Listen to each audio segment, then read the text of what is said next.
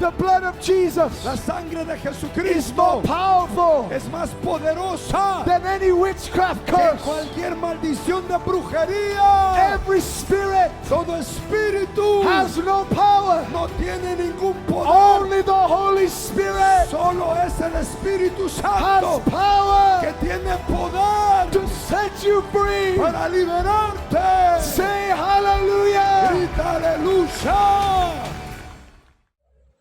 Que Dieu vous bénisse. Nous avons vu une publication que nous voulons rectifier. Celui qui faisait sa publication vidéo disait comme ça que tous les baptêmes qui sont faits dans les baptistères n'étaient pas de bons baptêmes, étaient des baptêmes que Dieu ne reconnaissait pas. Que Dieu ne reconnaît pas. Ce sont de faux baptêmes. Que ces personnes qui furent baptisées dans les baptistères ne sont pas sauvées. Nous disons non parce qu'il est important de savoir qu'est-ce que c'est que le baptême. C'est ça. Parce que quand on ne connaît pas le sens du baptême, on dit beaucoup de choses. Qu'est-ce que le baptême? Le baptême, c'est être immergé, plongé. Être baptisé, c'est être plongé, immergé totalement. C'est ce qui veut dire le baptême. En ce qui nous concerne le baptême d'eau, être plongé dans l'eau, entièrement dans l'eau. C'est ça le baptême. La Bible dit dans Matthieu 28, verset 19, lorsque Jésus parle à ses disciples, il dit: allez-y par tout le monde, faites des nations de disciples, baptisez-les au nom du Père, du Fils et du Saint-Esprit. Jésus n'a pas dit, quand vous allez les baptiser là, baptisez-les dans une eau qui coule. Jésus n'a pas spécifié les choses. Jésus n'a pas donné un modèle d'eau dans laquelle on devait être baptisé, un endroit particulier. Ce que la Bible nous recommande, c'est le baptême par immersion. C'est le baptême par immersion, c'est ce que la Bible nous recommande. C'est ce que la Bible nous recommande. Et non un baptême forcément dans un endroit où l'eau coule. C'est pas ce que la Bible dit. Lorsque nous lisons 1 Corinthiens 10, verset 1, là-bas il est dit que le peuple d'Israël, lorsqu'ils sont sortis d'Égypte, fut baptisé, non seulement sous la nuée, fut baptisé également en traversant la mer Rouge. Il fut baptisé. Il fut baptisé en traversant la mer Rouge. Pourquoi il fut baptisé? Pour ça la Bible, dans 1 Corinthiens 10, verset 1, appelle ça le baptême. Le fait qu'il soit passé par la mer Rouge, en traversant la mer Rouge, parce que la mer Rouge a une taille qui pouvait carrément les couvrir. Lorsque le peuple traverse ça, le Jourdain, la Bible ne parle pas là de baptême, parce que le Jourdain ne pouvait pas, le Jourdain n'est pas au-delà par rapport à sa hauteur. On parle de baptême dans 1 Corinthiens 10, verset 1, parce que la hauteur était au-delà de la taille de l'être humain. Ça couvrait totalement. C'est pour ça qu'on parle, c'est ce qui est au-dessus.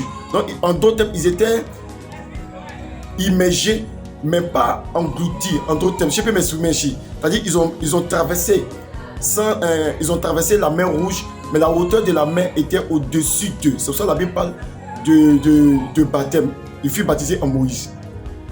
Il fut baptisé en Moïse. Lorsque nous parlons du baptême, il est important de faire très attention. Parce que même la mer ne coule pas. La mer ne coule pas.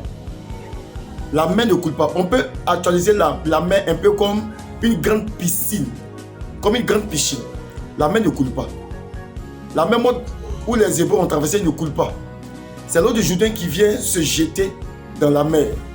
Ou dans le Jourdain. Et dans la mer plutôt. C'est l'eau du Jourdain qui vient se jeter dans la mer. Donc ce qui veut dire quoi? De la même manière que nous prenons l'eau de Sodechi et que nous venons mettre dans le baptistère, c'est pareil. L'eau du Jourdain qui se jette dans la mer. Mais pourtant les gens se baptisent dans la mer. Maintenant, imaginez-vous un pasteur que Dieu envoie au Sahara ou en Éthiopie, dans un endroit reculé où il n'y a pas du tout de rivière, où il n'y a pas du tout d'eau qui coule, mais il y a juste un petit puits. Dieu sauve les âmes.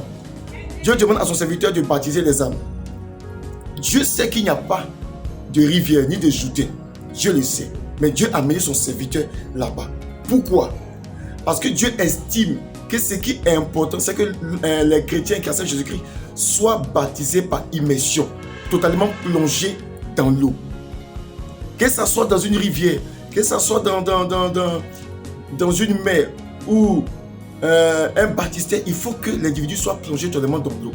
Parce que le baptême veut dire simplement être immergé. Être immergé. C'est de ça qu'il est question. Mais nous aujourd'hui, nous sommes plus exigeants que Dieu lui-même. Je pose la question, lorsque j'ai posé la question à la personne, mais face à ce cas du pasteur dans le désert, il fait comment? La personne me dit que le pasteur n'a qu'à se débrouiller pour trouver un lieu où il va baptiser les gens. Regardez-moi ce genre de réflexion. Il va se débrouiller comment? Est-ce que Dieu qui l'a amené là-bas ne sait pas qu'il n'y a pas de cours d'eau? C'est-à-dire, nous voulons être plus sages que Dieu. Nous voulons être plus sages que Dieu. Arrêtons ça. Arrêtons de mettre des jours que Dieu n'a pas mis sur les chrétiens. Ce que Dieu demande, c'est le baptême par immersion. Si tu as la capacité d'aller baptiser les gens dans la lagune, va le faire. Si tu as la capacité d'aller baptiser les gens dans un Jourdain, que tu peux acheter payer le transport de tout le monde à aller en Israël, parce que c'est là-bas généralement se trouvent les Jourdains. Tu peux le faire, tu le fais.